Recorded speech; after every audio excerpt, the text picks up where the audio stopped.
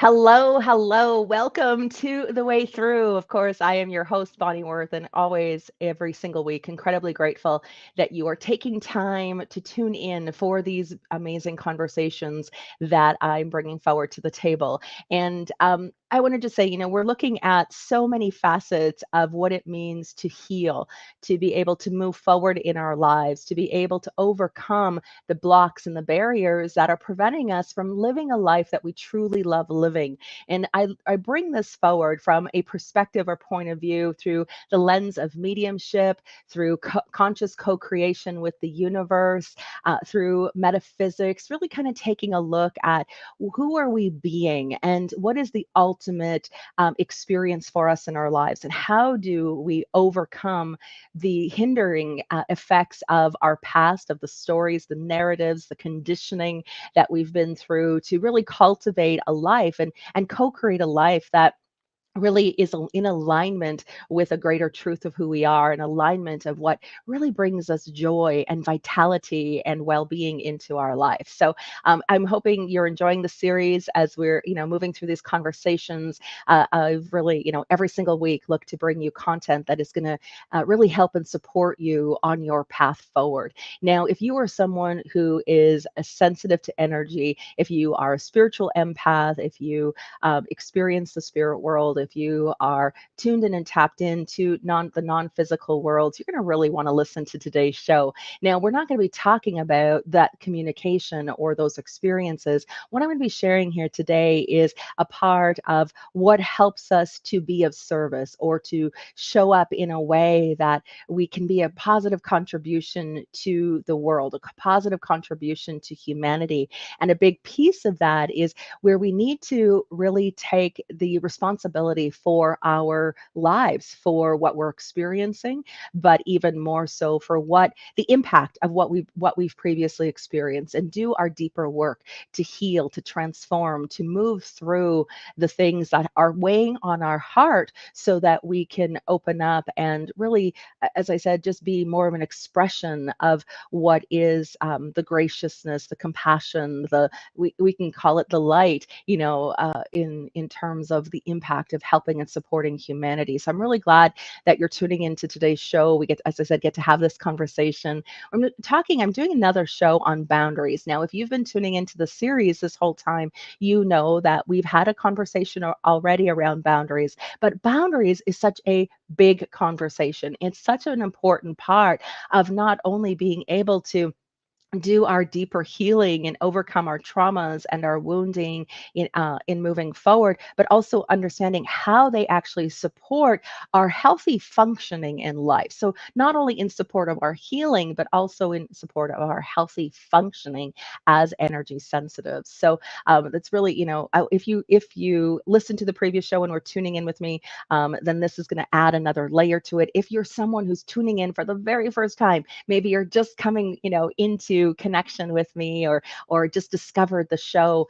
I want, of course, want to say welcome to you, but even more importantly, invite you to go back and listen to the previous episode that I did on emotional boundaries. It's where I talked about our emotional needs in being able to set and establish boundaries. Today, we're going to look at these boundaries in terms of how they nurture our worthiness, or are an expression of worthiness, but really looking, as I said, in how they support not only in our healing journey, but also in terms of our healthy functionality in our day-to-day life. So when we look at, energetic boundaries, they are like invisible lines that establish a sense of autonomy. We could call it a sense of protection, so to speak, where we can, allowing us to navigate our relationships, our environments, in a much healthier way, with greater ease, and where we're not in a state of maybe of absorption or overwhelm based on what we're feeling or experiencing, based on the outside or external world.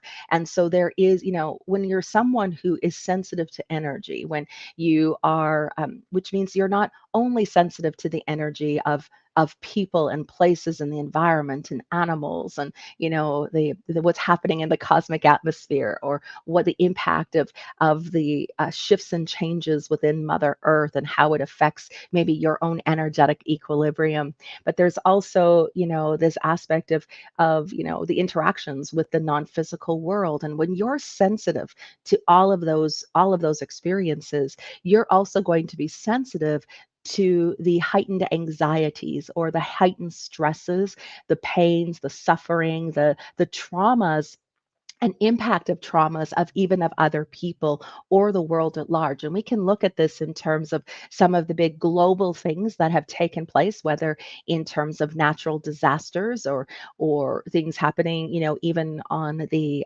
political world stage. Or we can look at in the aspects of war, and the things that we've seen so prevalent in the media over this last year, the impact of the mass amount of pain and suffering in the world.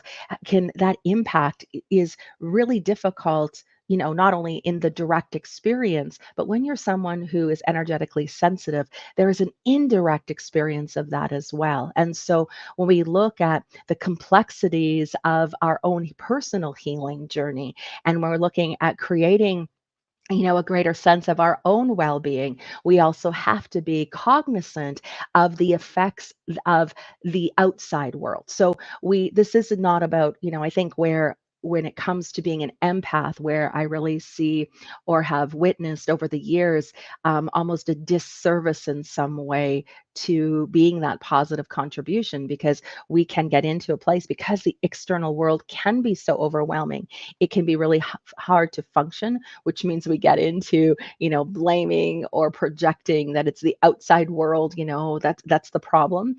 Whereas, we are a part of the whole. So we need to look at taking responsibility for what is ours. What are we contributing to the world? How are we showing up? And of course, doing this deeper work in order to move through all of those blocks and barriers so that we can be of higher vibration, that we can be experiencing more ease, more joy, more overall well-being, at the very fundamental uh, place within our own individual lives. So it's such a significant and important piece of it. And I know that for myself, this was a massive factor for me in being able to not only reclaim a sense of well-being in my life, but to establish the I want to say establish the found not just the foundation, but to stabilize the stability to have well-being in my life, which has been a big part of recognizing my own sensitivity to the energies around me, and my role in all of what I'm experiencing. So of course, this is what all these conversations of course are about every single week coming in. What is our role? What is our contribution? How are we showing up? And what is it that we can look to alter, shift, heal, and further express of our own self into the world, in a way that maybe we've maybe held back, maybe we've even been insecure or uncertain, and living in fear or in a victimization mentality, whatever that is. This is really about how do we look at changing the paradigms and changing the structure, the conditioning, so that we can ultimately express what is our own free will over our lives, that conscious choice. What are we choosing, and who are we choosing to be in the world, becomes a really important question for those of us who are energy sensitives.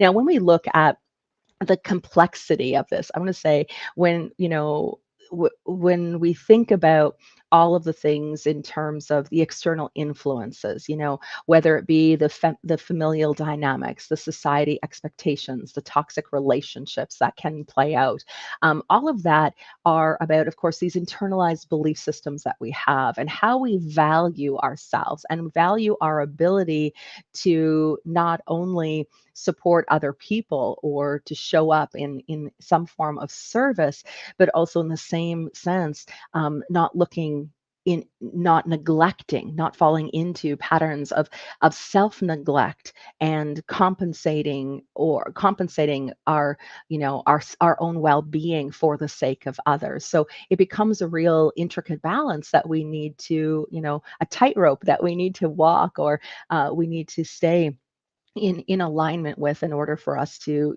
be well, and as I said, be able to manifest a life that we, truly truly love living.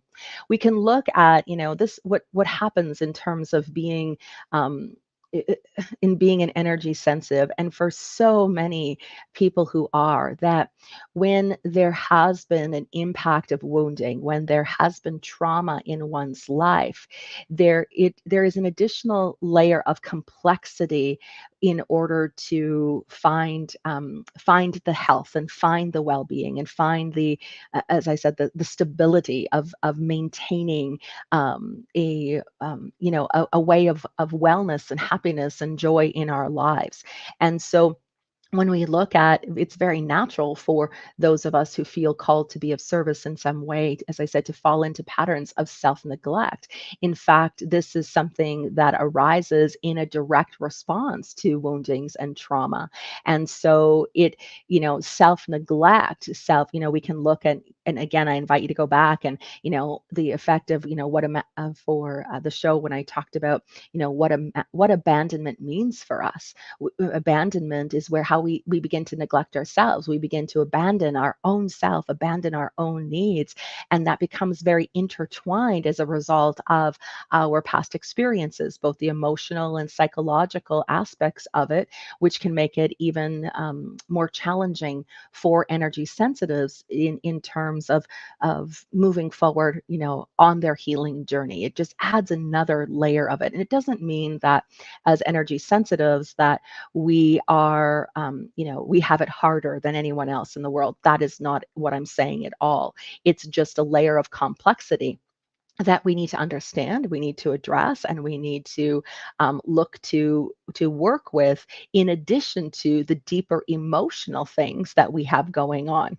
So when we look at, where do the roots of self-neglect come from? Well, as I said, those are the formative experiences. Those can be, direct or indirect experiences. They may be involve trauma, loss, that emotional neglect. Again, where we look at, a big basis of the work that I do is focusing on what are the four core wounds of our ego, and, abandonment, the codependency, loss, as well as abuse become a foundation of many experiences that we have as a society or as a people. And again, these experiences that can manifest in many, many different ways. And so there is, this aspect of self-neglect that really becomes with, without the energetic boundaries in place, that really add to the layer of feeling undeserving, unworthy of care, of intention, of attention. And that sense of unworthiness then, as I said, gets reinforced by the world around us, other people, our family, our connections, the social expectations, etc. So all of that really contributes even more. The it makes it such a more complex experience, because it's so deeply intertwined with the emotional and psychological landscapes, as well as the energy experiences of everything as well. So it really creates, and I'm going to say, even more of an internal conflict concerning what would be our self-worth or our self-care. And so it really, it contributes. I mean, it contributes so deeply. When we look at, self-neglect tendencies as empaths, there's a lot of underlying beliefs there that are there as well. A lot of habitual behaviors as a result of those paradigms and of those beliefs. We have this innate sensitivity, and we're acutely aware of the emotional states of others, or the emotional needs, of others, the state of affairs, even in terms of the world around us. However, when you are someone who has a history history or stems from, when a history of neglect or a history of trauma, in that it really it adds to a deeper layer of suppression, the suppression of our needs in favor of everyone else around us. And so it's a learned behavior that becomes very deeply ingrained. And it's a learned behavior. It's a conditioned behavior where we begin to prioritize the external emotional management over our own well-being. And so as an example, I mean, I'm a spiritual empath, and so I experienced as a child a lot of trauma. And so I developed coping mechanisms that involved ignoring my own feelings in order to maintain harmony.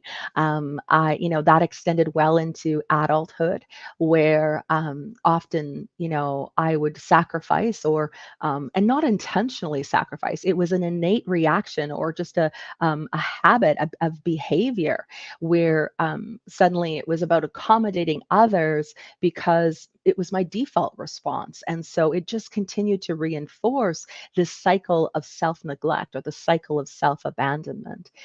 Then, we look at, for many empaths, again, we're often positioned in relationships, whether it be our family, or I'm saying there's almost like this role, even maybe in a group of friends, or even sometimes, in our work environments, where we're positioned or take on a role as a caretaker or as a mediator.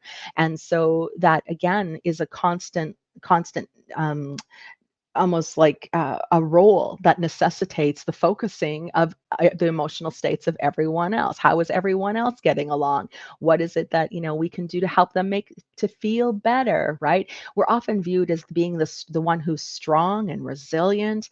Unfortunately, though, we may not be, and we may not be simply because of this depth of unworthiness, this contingent value that we have based on that reflects our ability to help or support other people, and but also our own I want to say doubts or disbelief or insecurities and wounding of our own self. There's also, as I said, the cultural norms, the societal expectations. And so this is those can continue to lead to ingrained habits of self-neglect. And they can, where we can feel as if we're selfish. We feel indulgent because we are maybe taking care of ourselves in some way. I mean, that cultural conditioning, those societal expectations really are what manifests a lot of our guilt. I mean, so many people that I work with, guilt is their default. And I know even for myself, it can be as well, that in some way that in taking care of ourselves, in meeting our own emotional or physical needs, that we are in some way selfish and indulgent, and this obligation to conform to expectations, or it really are the things that further alienate ourselves from our own sense of self-worth. We can look at relationships. I think that we have a tendency to attract to us relationships and people who can exploit the caring nature, who can maybe take advantage of us in some way, where again we might continue to feel energetically drained, emotionally drained, disrespected or disregarded in some way. But we also have to, when we look at this, even though we can struggle in our relationship, we also have to take responsibility for the conditioning of the relationship as well too. And when I talk about the conditioning of the relationship, means that we've accepted it, which means we never had a boundary in place. So because we didn't have an emotional boundary, an energetic boundary, because we didn't have a boundary in place, that it's established the relationship and how we show up and the interaction between us and the other person, it's established, it's conditioned based on the fact that we don't have the boundary. And so very often we go out of our way, especially in the beginning of a relationship, to kind of set the stage. How can I help you? Or, oh my gosh, let me support you. What do you need? And we don't bring ourselves into the equation very often. So we set the condition for our relationship is that the person is just going to expect us to be there. They're going to expect us to nurture, to be the caretaker, to be the mediator. We've also set the condition for that. So it's not just about what other people are doing to us or what the external expectations of the world around. We also have to take a look at what's our role? What have we established? What have we deemed okay in the relationship previously that we're now saying is not okay anymore? And so, that comes with, this challenge of being able to, express our boundaries and to do it without feeling guilty. It's where the guilt, it's a big factor of where that guilt begins to come from. So we look at this, again, all of these factors when we don't have the healthy boundaries in place, and now not just the emotional boundaries like I talked about before, that creates the cycle of emotional depletion.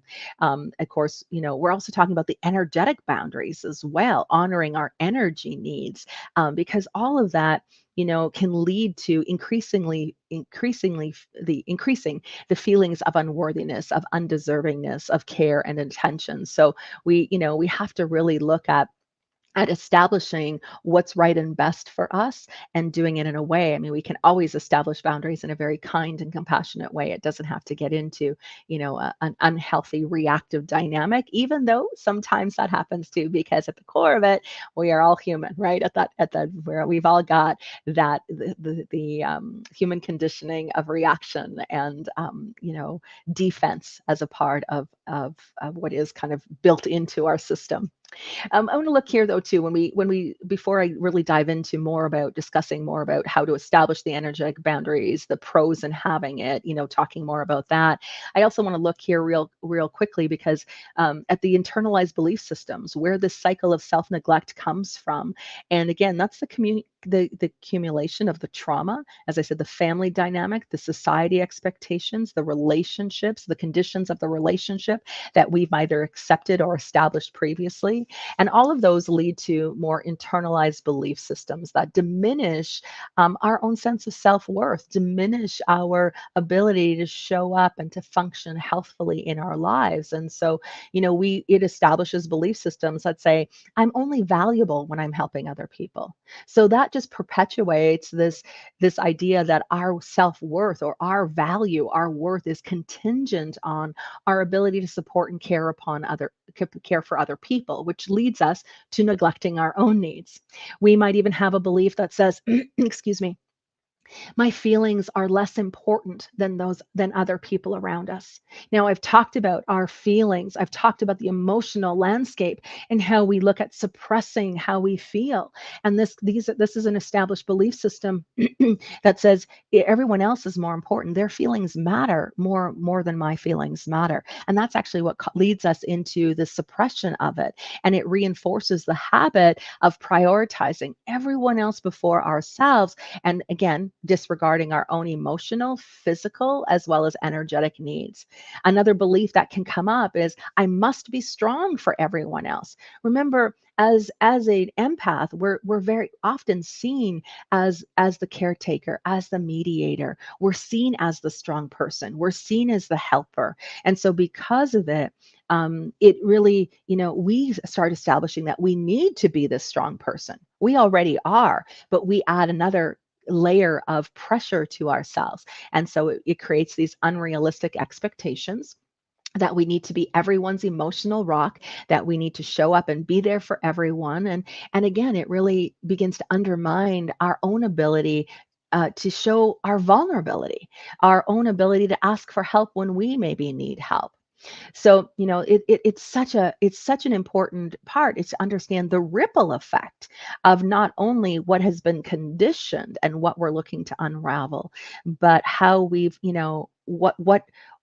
is required of us in order to alter and shift what plays out in our lives. When we look at that aspect of self responsibility, of our role in our lives, and how we're showing up, and how we're showing up not only based in terms of our communication and our ability to be there, but how we're showing up even energetically. Because as much as, empaths, as, and you guys are all, you're tuning into the show, so I know you've got this going on, that when you look at, often we can be in blaming the external world, blaming the negative people, blaming what's happening in the world. Everything is so overwhelming. It's causing increased anxiety, increased, aspects of the complexity in terms of our own healing.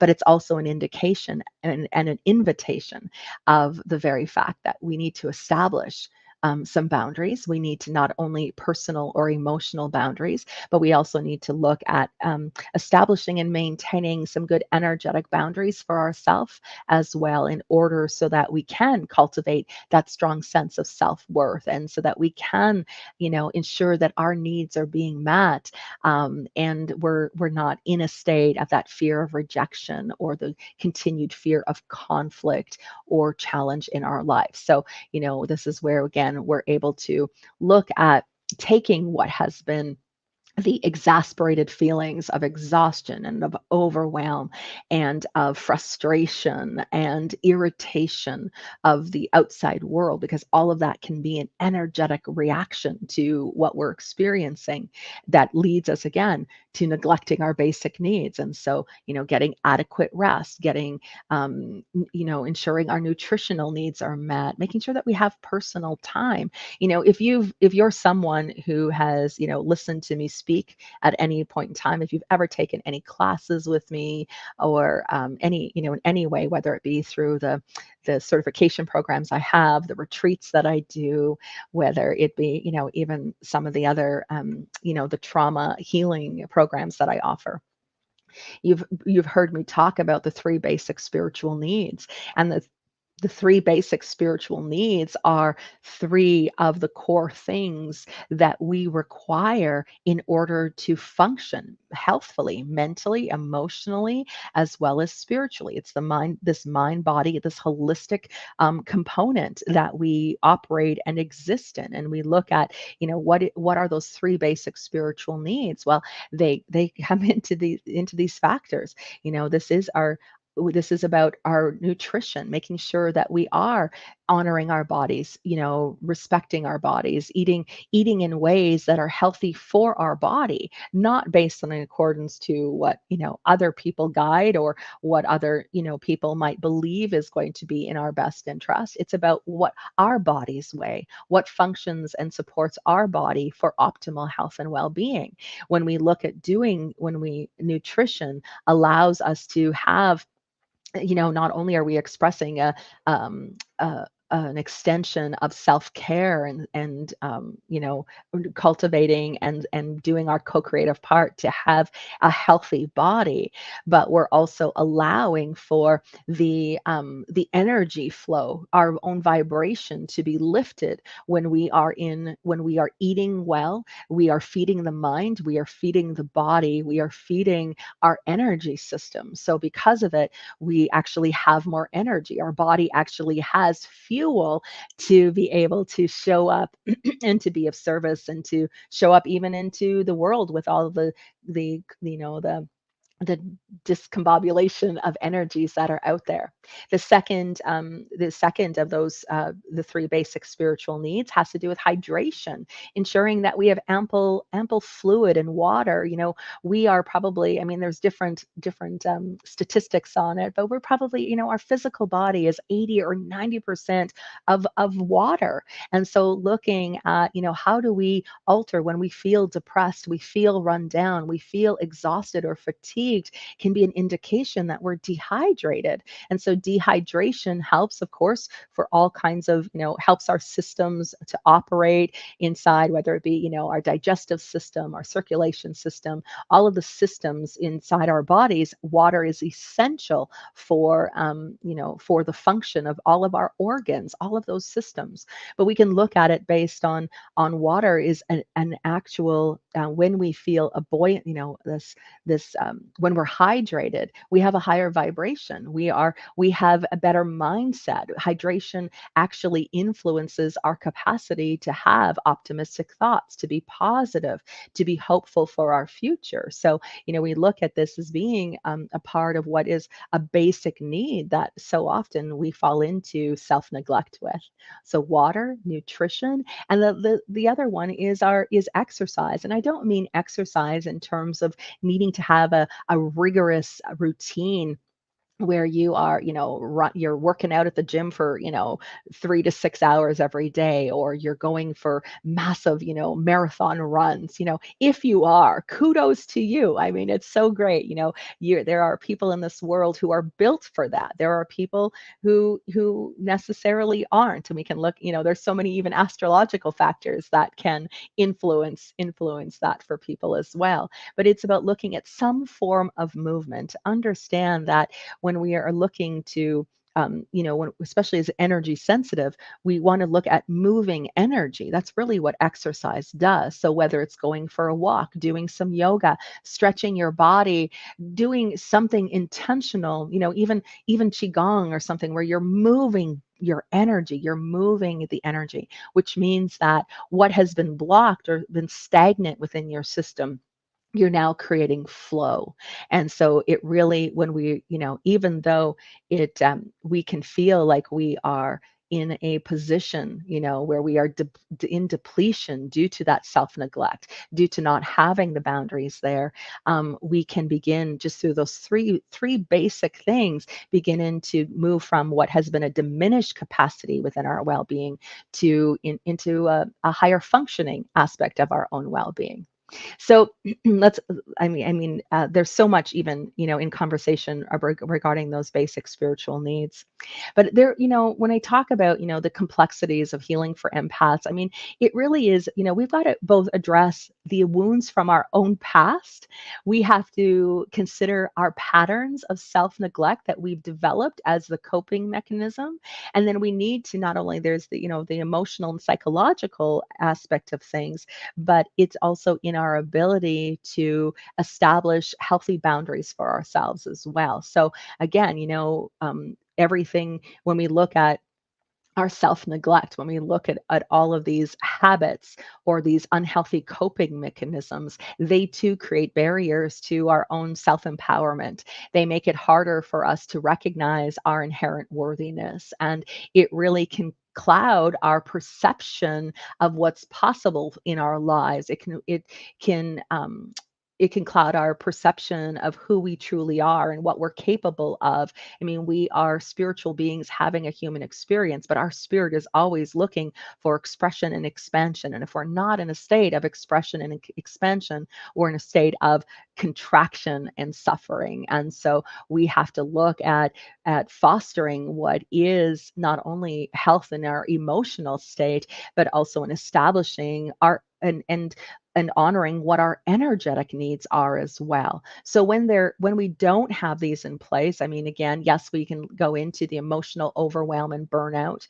One of the biggest factors, though, I think that what creates the complication is we have difficulty with self-identification when we don't have energetic boundaries, which means it's difficult to distinguish what's ours from other people. And that can really complicate our healing process, because we can reach a point where we're not even sure that the source of our feelings is even coming from us. That, are we genuinely experiencing the sadness, or are we reacting to someone else's pain? And so it can be really difficult to be able to identify ourselves, and that lack of clarity, in terms of whose is this really creates, even more of of a hindrance, so to speak, and where we can be responding or reacting into, again, the emotional states of other people. So that disconnection is something that we have to consciously establish a connection to ourselves each and every day, and sometimes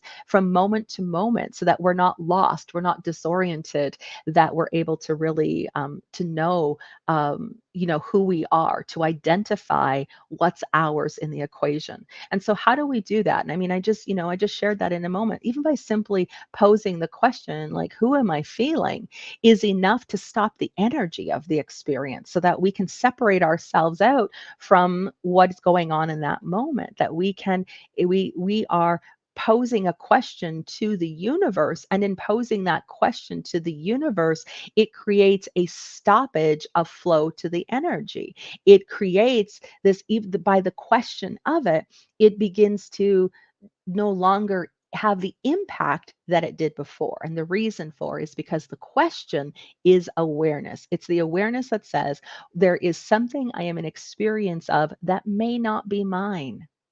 And so by simply asking the question, you're able to clear or release what is not yours in the equation. Because again, as I said, it can be really difficult to discern, for who you are in the mix of everything, right?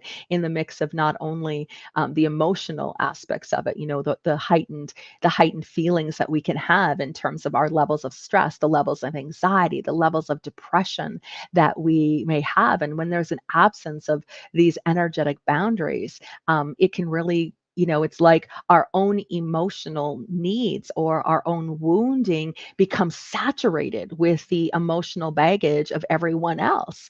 And so it can make it difficult to stay the course of our healing journey. And again, it can create a stagnation in our own personal growth. It can prevent us from pursuing our passions, reaching our goals. We might, really being in alignment with what brings us joy and fulfillment, because we're so overwhelmed that we're missing out, so to speak, on those other valuable opportunities that the universe may be bringing forward to us. It also, I mentioned this, it increases the anxiety. So if you're someone who suffers from anxiety, if you're someone who really is battling with depression, I mean, first and foremost, I send my love to you and know the impact and challenge of what that can be, from someone who, of course, has been there and understands it to my core. And so to know, depression is an indication that we're focusing on on the past, that we're looking a lot at the past, or we're getting caught up in the past and not really mindful and present in the here and the now, which means we've got some work to do in terms of forgiving ourselves. Maybe things didn't play out the way that we had hoped or prayed for in our lives. Regret, resentments, all of those things are all a part of the past, which contribute to the depression. It's the suppression of the emotion, as I've talked before on the show, where, leads to further depression. Our anxiety is an indication that we're caught up in the future. We're creating worry and narratives and storylines of experiences of things that haven't even happened yet, that we're creating backup plans. We have an idea, and it's like, well, if that doesn't work, what's my backup plan? And then we work out all the scenarios and who's going to be upset and who's going to be, what challenges are this going to bring? And then the fear begins to take over. And so our anxiety can become very perplexing for us as well. But when we look at this as being an energy sensitive, these unaddressed emotional experiences, this chaotic interpersonal dynamic, actually increases the rate of mental health issues for us. And again, and I say for us when I'm talking about being an empath, a spiritual empath, being someone who is sensitive to, the world of energy. And so when we have a lack of those boundaries, as I said, it takes a toll on us, our psychological well-being, those feelings of unworthiness, the increase of our emotional states, really that our healing gets hampered by the issues of other people. And it really creates a spiral of even deeper emotional distress for us, instead of maybe experiencing our growth and recovery from the things that happened. we're in that unhealthy state of coping, to manage our isolation. We might even fall into self-sabotage patterns of self-sabotage, substance abuse, all of those things. It's a vicious cycle, really, that continues just to reinforce our own personal struggle. Now, moving towards our healing and moving towards the empowerment, as I said, this really, we need to move from that state of being in disempowerment, or that victim mentality. I'm going to be talking on another one of the shows about the state of victimhood, and how we can move through the progressive states of that as well. But when we look at it, the without the energetic boundaries, again, we're in that cycle of turmoil, and so we're very energetically overwhelmed by those external experiences, and so we can always feel like it's as I said earlier, we're blaming the outside world. We have to look at reclaiming what is our personal agency in the face of whatever is out there in the world, where we can basically draw some clear lines, some clear energetic lines, that instead of leading to resignation and hopelessness, that we can move forward into a state of course, empowerment and healing, which of course is why you're tuning into the show. It's the foundation of course, of all the work that I do. So, how do we do this? Well, I talked about it a little bit earlier. We begin to pose questions. I really think that when we understand everything is energy, and when you are an energy sensitive, which means every single experience that we're having is an indication that what we're in experience of may not even be ours. I think that just becomes it's not buying everything that the universe, everything that the universe is putting on sale. All the energy that's out there. Energy cannot be created or destroyed. It can only be transformed. But the all of the energy, exists. It is out there. It is energy of different variances, of different degrees, of different complexities, or it can be of high vibration, of low vibration. And when we are energy sensitives, we are in experience of all of those energies. So, we look at posing these questions, because that begins to create the energetic disruption to what we're in the experience of. And it also is one of the ways that we're actually beginning to define those energetic boundaries. We're beginning to say and express to the universe that, okay, hang on, these are energies I'm not willing to participate in.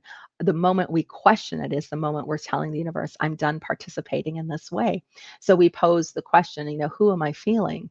I always like to encourage people to speak in terms of the fact of we want to when we're manifesting, we want to create, and we want to speak and intend for our lives as if it's happening now. I am and I have. And we want to make sure that we're validating and affirming that in the terms of our goals and our aspirations. But when it comes to our energetic sensitivity, this is the one thing: is the moment we say I am tired is the moment that you're buying that energy. So the moment you're saying, I am depressed, now you might be depressed, but the moment that you say, I am depressed, means that you're calling in even more of that energy, which means that you might be depressed, but now you are responding and you creating more complexity, because now you've just basically claimed all the depressive energy that's around you as if it's your own. So we have to be very cognizant of how we're speaking about the experiences that we're having in the energetic world. And so a big piece of that is being able to, I recognize the energy. I'm recognizing the energy of tired. I recognize the energy of grief. I recognize the energy of joy. I recognize this as energy, because when we recognize it as energy, it passes through our energy system. We're not saying I am. The moment we say I am, is the moment it gets glued and stuck into our energy field, and now it is ours. So part of establishing an energetic boundary, excuse me, an energetic boundary, is the very fact that we start to bring awareness to the fact that whatever we're in experience of may not be ours, which is one of the ways that we begin to self-identify. It's one of the ways that we stop what is the influx of these energies coming into our experience. Now, we also want to look at, I mean, those things that are important and helpful for us. Whether it be your spiritual practices, and I say helpful for us because I think that it's important that we find our connection to source, that we look at exploring our own spiritual our spiritual self, that we look at creating a connection and a reconnecting within ourselves, whether that be for, you, if you're someone who believes in the higher power, that you're taking time to make that connection every single day. I always, meditation can assist with so much, and I'm gonna, we'll talk about that even on another one of the shows, in terms of the importance of meditation in our recovery, but also in terms of, it helps us to reconnect to our needs, to our feelings, to reconnect to our higher self. We can maybe recognize signs of self neglect, but we can also then know from the highest level inside of who we are, of what we need or what is required in order for us to move forward in a healthy or positive way. That scope of silence, that connection to who we are, that connection to source that moves and breathes and lives through all of us, is what really allows us to be able to go from this time, these ways of suffering, into this gradual establishment of these energetic boundaries. We can also look at establishing energetic boundaries by simply sitting down and setting some intentions for it. Creating energetic boundaries is an intentional practice.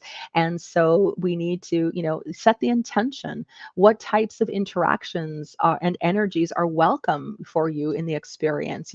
We need to affirm not only our commitment to self-care and our own emotional protection, but we also need to set some intentions. What is it that we require? It's my intention to experience a day, or this the day, my life, whatever words you want to use in it, but it's my intention to experience what is ease and joy and flow in my life. Set an intention so that you're telling the universe what energetic experiences you are looking to bring in, or to call forward.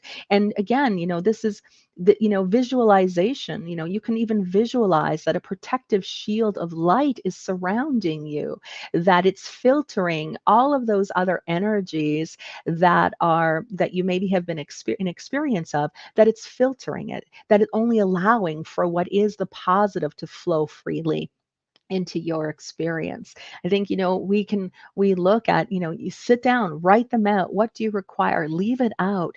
Let it be words that are not only imprinted into the universe from your ability to write them out, read them out loud, use your voice to imprint them. Let it be heard that this is what you require and need, and then leave those boundaries out. Leave them on the table. Let them be seen, so to speak, from the unseen world, so that they begin to understand and know what you're requiring, what you're looking for. This is another way of invoking what are our spiritual teams into co-creative action with us in terms of what it is that we're experiencing. We simply need to ask.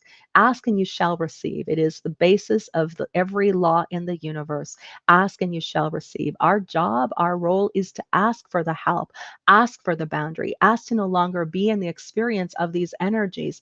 Establish those energetic boundaries in place by taking time for self-care, by practicing saying no, by setting intentions, by doing this, the visualization, and of course of asking.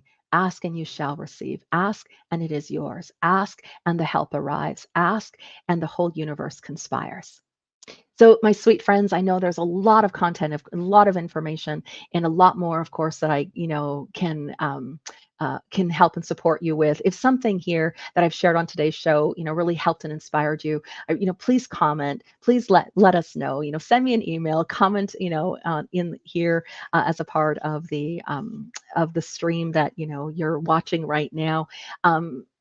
Share this episode with someone who you feel is would maybe benefit or would enjoy it as well. I really appreciate you being here. I appreciate the opportunity to really help you to nourish an environment for your health, for your personal growth, to help you in overcoming some of the challenges that might be showing up in your lives. And remembering that protecting your emotional well-being is vital. It's vital for all of us, and especially, as an energy sensitive, those energy boundaries, ask for them to manifest with joy, with purpose. Ask for them to be waves and patterns for harmonious existence that's going to not help you to thrive in with your sensitivity in the scope and in the mix of a world that is so complex and is so full of contrast.